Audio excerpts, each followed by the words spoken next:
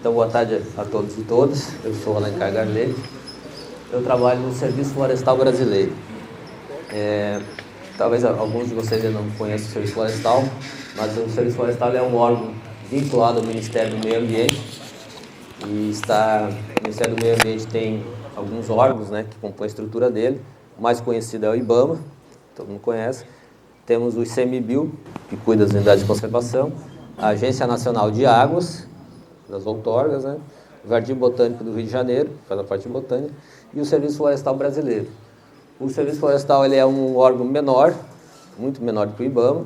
A gente tem a nossa sede em Brasília, temos unidades em Santarém, Porto Velho e uma regional Nordeste em Natal. A missão do Serviço Florestal é promover ações de fomento e apoio para atividades florestais. Então, o Serviço Florestal ele não licencia os projetos, isso é uma competência do IBAMA e dos órgãos estaduais, né? Aqui no Ceará é da SEMASSE. Então, a gente trabalha no apoio e no incentivo a essas atividades. E, inicialmente, vou falar um pouquinho de por que o Serviço Florestal veio colocar a unidade regional aqui no Nordeste. Que no Nordeste, na região semiárida, a gente tem o bioma Caatinga, e esse bioma ele tem, já perdeu, dependendo da fonte, em torno de 50% da cobertura original. Então, para o Ministério do Meio Ambiente, isso é um motivo de preocupação. E, além disso, no Nordeste, como a gente tem uma população bastante grande, existe assim, um alto uso do recurso florestal pelas populações, pelas comunidades, que usam a vegetação como fonte de renda de diversas formas, né? Tem o extrativismo dos frutos, das cascas, tem a retirada da lenha, tem vários usos, né? O uso da vegetação como forragem para o gado. Então, tudo isso é do interesse do Ministério do Meio Ambiente. Do ponto de vista de desmatamento, né? Então, a gente tem as principais atividades que causam desmatamento: é a pecuária, a agricultura, e também causa preocupação a extração de lenha, porque os estudos anteriores indicavam que o uso da biomassa florestal ele é bastante significativo na região, né? Então, isso precisa de atenção. Os principais setores que consomem a lenha são o setor industrial, né? Então, cerâmicas principalmente, né? Consome cerca de 11 milhões de metros de lenha. O polo gesseiro do Araripe, em 2018, a gente tinha informação de que estava consumindo 2,7 milhões de metros estéreos de lenha. Então, tudo isso precisa ser tratado. Então, por um lado, a gente tem a preocupação ambiental, pelo elevado uso da lenha. Porém, por outro lado, a gente não pode simplesmente proibir o uso da lenha, porque não tem uma outra alternativa equivalente, né, de baixo custo para substituir essa lenha. Então, a lenha ela tem uma importância econômica bem alta, né? Movimenta um valor significativo todos os anos, e a produção da lenha também gera trabalho, né, para as populações rurais. Então, 35 mil postos de trabalho ao longo do ano nessa atividade. E, principalmente, essa renda ela é gerada na época da seca, né, que não tem outra fonte de renda, então as pessoas vão lá cortar sua lenha e fazer seu carvão. No estudo que o Ministério do Meio Ambiente fez em 2018, foram levantadas quais seriam as alternativas, né, de como produzir essa lenha de uma forma sustentável e tecnicamente viável.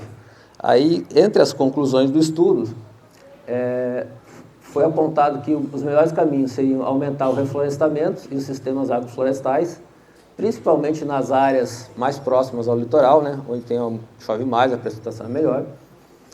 E outra alternativa, aumentar as áreas de manejo florestal sustentável, que o objetivo seria chegar entre 2 a 2,5 milhões de hectares da Caatinga sob manejo florestal sustentável.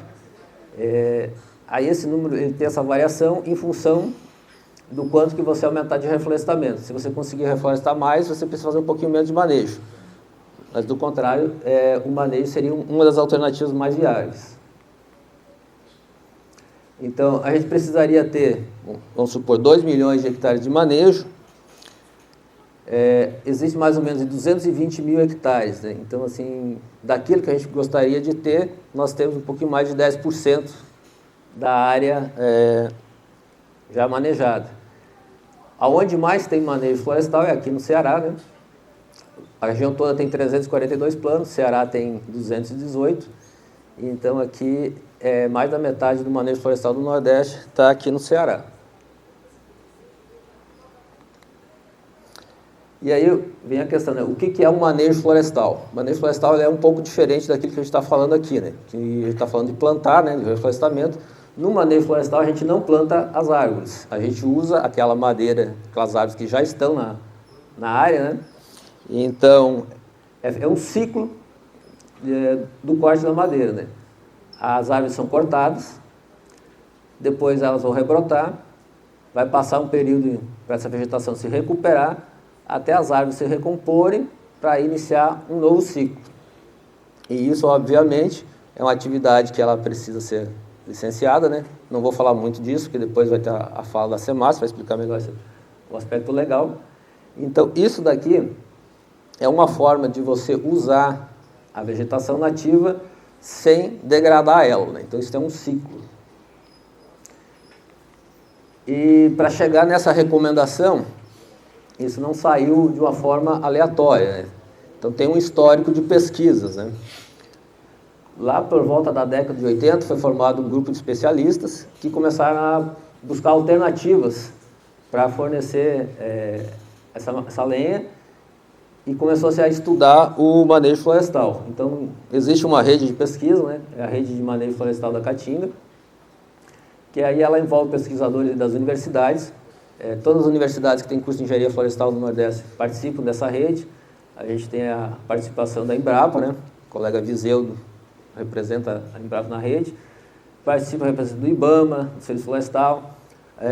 Quem coordena a maior parte dos trabalhos é essa organização não governamental, que é a Associação Plantas do Nordeste, lá de Recife.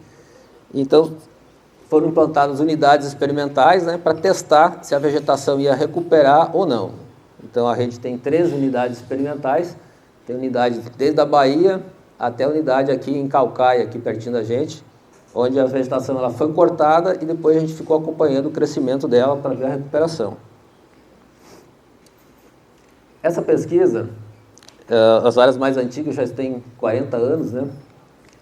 Então, ela foi publicada ano passado, esse livro publicado pelo Ministério do Meio Ambiente, chama-se Manejo Florestal na Caatinga, 40 anos de experimentação.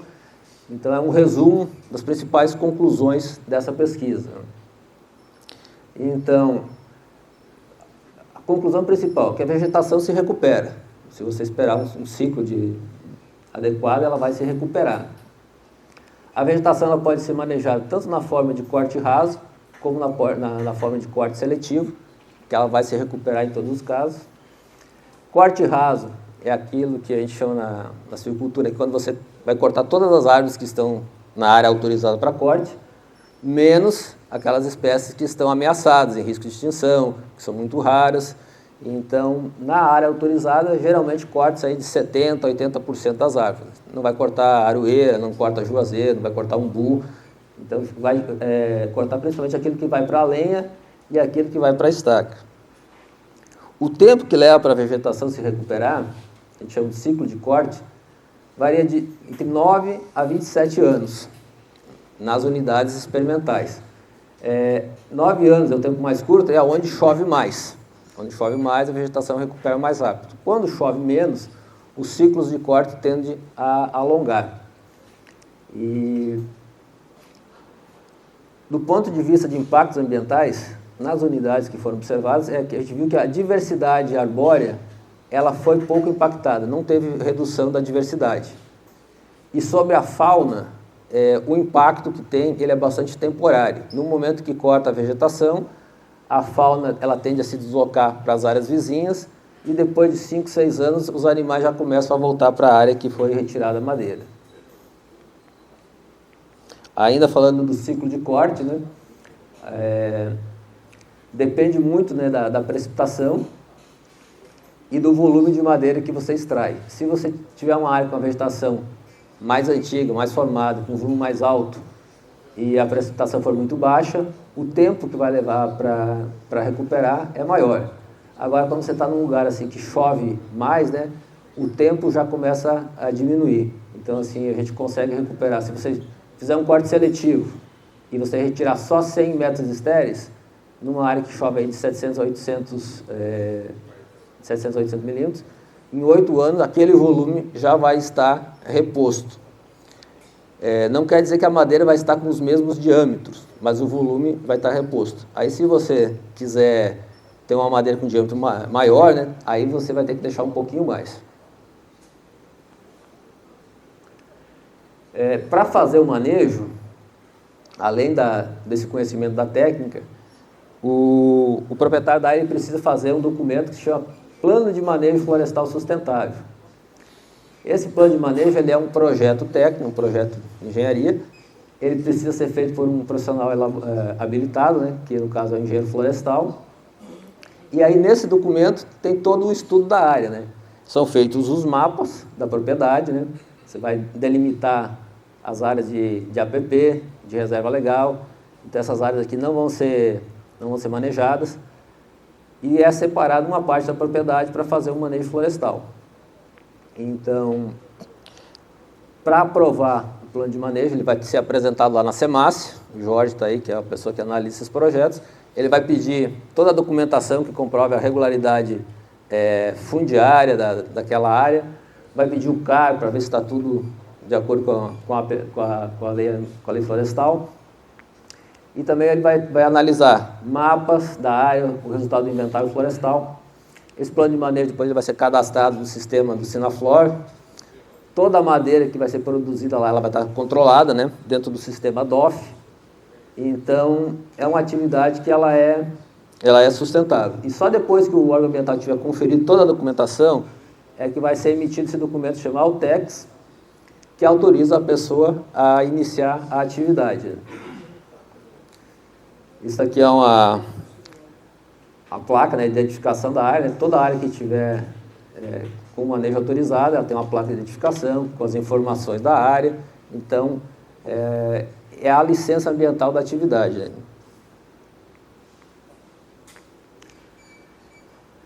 Do ponto de vista legal, a atividade do manejo ela já está prevista nas legislações estaduais, né? E o ano passado foi aprovada uma resolução do CONAMA, né? Resolução 507, que ela estabelece os parâmetros técnicos específicos para os planos de manejo da caatinga. Então, hoje a gente tem bastante segurança jurídica, né, para promover a atividade, porque está previsto na legislação. O próprio CONAMA aprovou. Essa resolução ela foi construída de uma forma bastante participativa. A proposta original foi feita pelos pesquisadores, os professores da universidade participaram. Depois teve uma rodada de consulta aos órgãos de meio ambiente, até chegar no plenário do CONAMA e ser aprovado. Então, é uma atividade que ela é legalizada, né? Tem toda a segurança. Outros aspectos assim, positivos do manejo. Que o manejo, apesar da gente estar cortando vegetação nativa, ela acaba auxiliando na conservação. Porque você regulariza aquela propriedade, delimita as APPs, você demarca a reserva legal. E quando você faz a exploração, você tem que esperar esse ciclo para a vegetação se recuperar. Então, a vegetação ela se recupera, né? E quando você tem uma lenha, uma madeira que vem de um plano de manejo, você evita de estar desmatando de forma aleatória em outros lugares. Além disso, o retorno é rápido. Depois que você faz o projeto e consegue a aprovação no órgão ambiental, você já começa a explorar. Então, assim, se você já tem essa vegetação, você faz um projeto em torno de 3 meses, 6 meses, dependendo do tempo que leva para sair a AUTEX, você já inicia a produção. É uma atividade que tem baixo risco climático, porque a gente está trabalhando com a vegetação nativa. Então, essa vegetação ela não vai morrer por causa de seca, porque é a condição natural, né? Então, assim, se você fizer, dependendo do local, você faz uma atividade agrícola com plantio, vem a seca, você perde. Se você plantar um eucalipto num lugar que foi muito pouco, dá uma seca, você perde. E aí, com a vegetação nativa, o impacto é muito menor. E também o manejo florestal é compatível com a pecuária. Na mesma área que se faz o manejo, você pode ter o bode, pode ter o boi, a vaca ali. É possível fazer isso. Basta que se preveja no plano de manejo, mas tem que respeitar a capacidade de suporte do local, né? Você não pode ter animais numa quantidade excessiva para não prejudicar a brotação, né, e a recuperação da vegetação. Mas é possível sim ter a pecuária. Então existe um plano de manejo, o silvopastoril, né, que já prevê o uso da área para produzir a madeira e também para fazer a atividade pecuária. Outro aspecto bastante positivo é a questão de geração de trabalho e renda. Essas fotos aqui são de um assentamento aqui em Russas, né, que é os planos de manejo que a gente vem apoiando.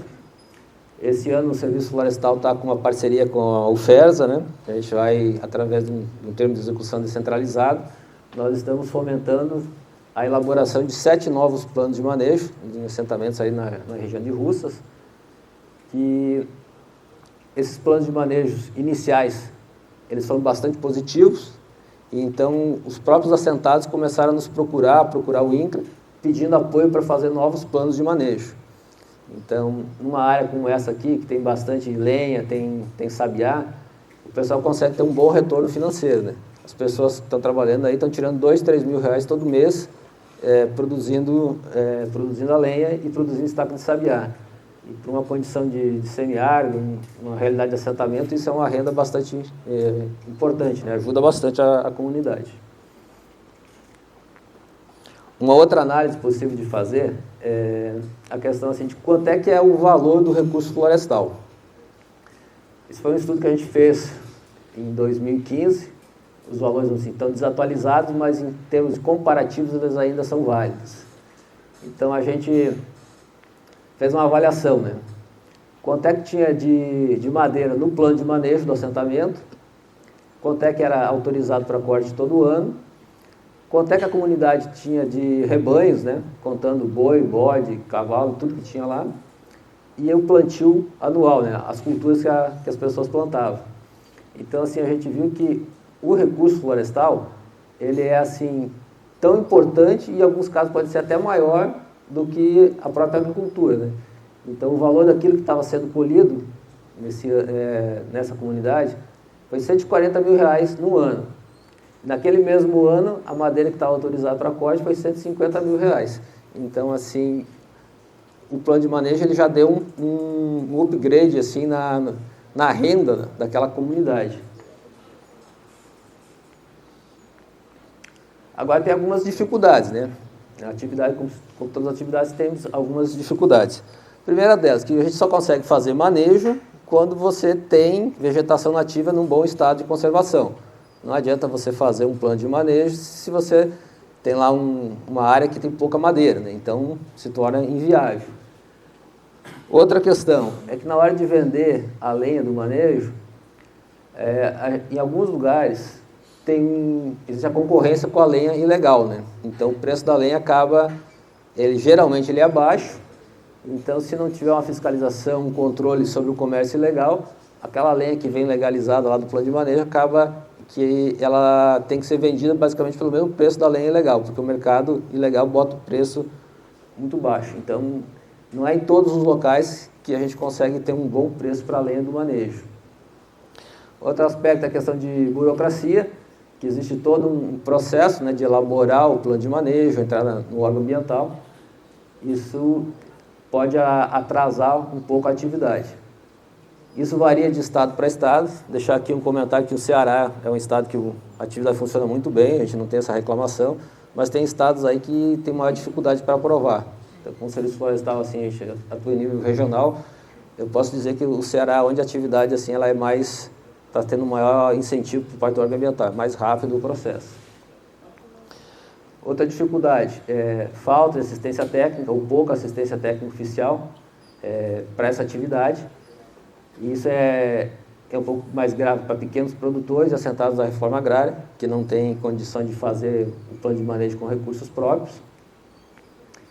E também é importante destacar que em propriedades muito pequenas, ou até médias propriedades, dependendo da condição da floresta, não tem viabilidade econômica para fazer o manejo. Se você não tiver um volume mínimo, pode não ser interessante, porque tem todo aquele custo de fazer o projeto, né, o plano de manejo.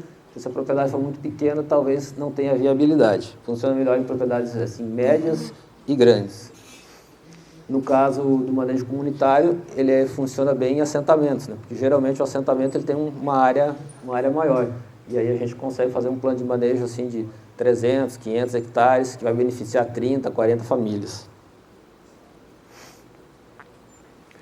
E como a oficina é sobre sabiá, né? O manejo florestal é uma boa maneira de você produzir estaca de sabiá, desde que exista o sabiá nativo, né? Então, isso aqui é umas fotos lá de Russas. Então, tem bastante sabiá na área. O pessoal fez o corte do sabiá. O sabiá ele rebrota bem, né? Então, ele rebrotou. E essas fotos aqui é uma área que está com 3 anos depois da exploração. Então, com 3 anos depois do corte, já tem umas estacas aqui de 5 centímetros, 4,5, 5 centímetros. Então tem uma recuperação boa, uma recuperação bem rápida, né? Então, para a área de ocorrência natural do sabiá, o manejo pode ser bem interessante. Aqui, aproveitar para divulgar, o Serviço Florestal lançou, na Semana da Caatinga, um curso online sobre manejo florestal sustentável da Caatinga, um curso que foi produzido pela Embrapa Floresta, em parceria com a nossa unidade de Natal. Então, para quem quiser saber mais sobre o manejo, né, ele tem um curso que tem duração são 24 horas aula, e aí você pode aprofundar mais sobre essa temática. E quem tiver interesse em fazer um plano de manejo, né, recomendo também, pode procurar um engenheiro florestal, né. Ceará não tem curso de engenharia florestal, mas tem vários profissionais atuando aqui pela região, né? Então, isso não seria um limitante. Bem, pessoal, resumidamente é isso. Aí fica à disposição aí para as perguntas.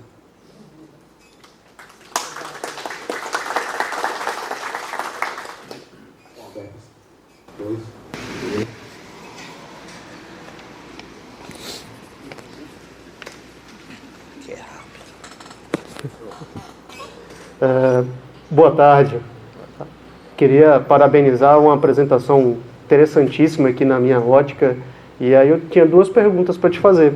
Uma é naquela tabelinha onde você mostra lá os rendimentos, né, com extração florestal e agricultura e pecuária. Esses valores aí já são brutos ou são líquidos, a estimativa aí? Os valores brutos para os dois casos, para a produção florestal e para a produção agropecuária. Pronto, então, nesse caso ainda tem que fazer um balançozinho, dependendo do teu custo operacional para implantar, ainda fica mais distante, né? Poderá ficar mais distante. E transformar aquele segundo número ali, aquele número por talhão, ainda melhor. E eu acho que são atividades que não são concorrentes, né? Cada uma tem uma sazonalidade, né? Você não vai fazer manejo durante o período de chuva. E uma outra pergunta, que é inclusive já meio que tentando extrair, viu, Enio? Que você acha que seria de impacto positivo aqui para o estado do Ceará se aqui tivesse um curso de engenharia florestal? Bom, talvez não seja a pessoa mais indicada para fazer essa avaliação. Com certeza, você ter um curso de engenharia florestal tem um aspecto positivo. Você vai estar formando gente, né? Pessoas locais, né? Vai ter pessoas que conhecem a realidade local, estudando aqui e que provavelmente permanecerão aqui depois de formada, né? Agora, em termos de mercado de trabalho, aí teria que avaliar com mais calma, porque vocês têm um curso de engenharia florestal aqui em Mossoró, né? E tem outro ali em Bom Jesus, no Piauí. Então, teria que fazer um estudo, assim, não é a minha área de atuação, né? Mas com certeza eu recomendaria que tivesse, porque assim, acho que é o único estado do Brasil que não tem. São 72 cursos de engenharia florestal no Brasil. Acho que o Ceará que é o único que não tem nenhum curso. No Brasil eu não sei, mas no Nordeste No Brasil eu não lembro se são cursos que não tem. Eu acredito que é o único estado que não tem. Até tá, né? Posso seguir. Alencar, Joel, né, Embrapa. Eu gostei muito da tua apresentação, né? E tu trouxe já na primeira fala uma questão que eu acho que talvez tenha mais informações sobre isso, né? Que plano de manejo florestal sustentável para a Caatinga, né? Pensado para áreas de ocorrência natural. Mas é possível enriquecimento, é possível né, dar algum tipo de incremento também para essas áreas. Acho que isso é uma das coisas interessantes para se refletir, né? Então eu gostaria que, se possível, trazer mais informações sobre isso, experiências e tudo. Então, experiência com enriquecimento, dentro dessas pesquisas da rede, a gente não avançou nisso, né? Então, a gente não tem essa informação ainda. Mas, teoricamente, é algo a ser pesquisado, né? Porque você tem muitas áreas de Caatinga que a vegetação, ela já é uma vegetação secundária, né? Então, a maioria dos planos de manejo que eu conheci são áreas que no passado eram lavoura de algodão, que eram pastagens, que foram abandonadas. Então, você tem uma vegetação até simplificada, né?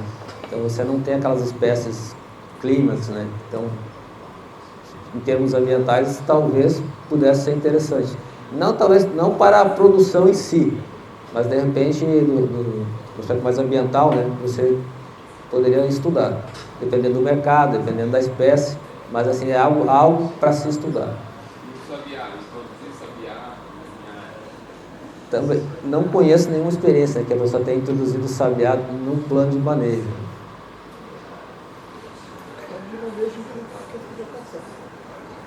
Oi, Alencar. Oi, Eliseu. Eu trabalho com manejo já tem uns 25 anos já. Então a gente tem uma certa experiência. Só queria complementar alguma coisa do Alencar ali. Esses planos de manejo em Russas, até fui eu que fiz. A gente fez outros planos de manejo em assentamentos também. Uma coisa que o Gustavo falou, só complementando, as estacas de sabiá, o momento da chuva é que mais há procura de estacas de sabiá. E é o pior momento que tem para a gente extrair estacas de sabiá de manejo, que é chuva, atoleiro, concorrência com a agricultura que o assentado está fazendo, a agricultura naquele mesmo momento. Não, vou fazer minha agricultura, só que ele às vezes não atena que o sabiá dá mais do que a agricultura, e não tem a perca, né? Bom, tem lugares aí que está chovendo, outros lugares não está chovendo, o cara perdeu. Bom, outra coisa, o valor do plano de manejo, por exemplo, o plano de manejo que o Alencar comentou aí, 300, 400 hectares numa área de assentamento, tu consegue fazer com 15, 20 mil reais o plano de manejo. Isso aí, tu divide por 15 anos o ciclo, então você torna pouca coisa. O que dá o maior problema é a concorrência com a madeira ilegal, tá? E aí a questão que vem do Banco do Nordeste. Eu e o Stefano, na época, a gente fez uma planilha junto com o Banco do Nordeste de fazer o custeio florestal. Organizamos tudinho e esbarramos o quê? Na garantia. Geralmente a pessoa não tem a garantia, ou ele arrenda uma área do proprietário, então ele vai buscar dinheiro lá no agiota e paga um jurinho bem grande, tendo banco, e não tem como ter. Então, tem vários gargalos, a gente já está há muito tempo, alguns a gente consegue diminuir, outros surgem outros.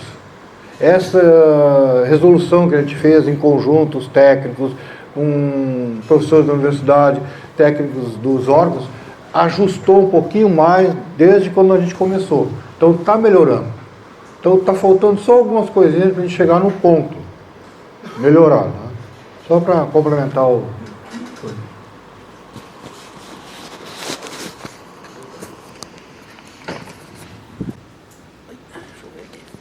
Acho que se eu segurar aqui também dá certo, né?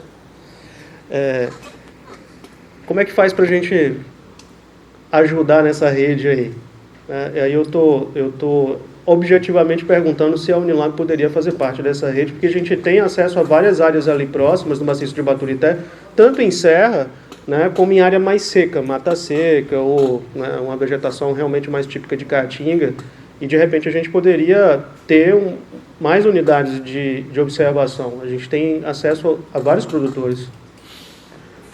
Isso é uma ideia bastante interessante, né? Porque o objetivo da rede, ela é uma coisa coletiva, né? Conjunta, né?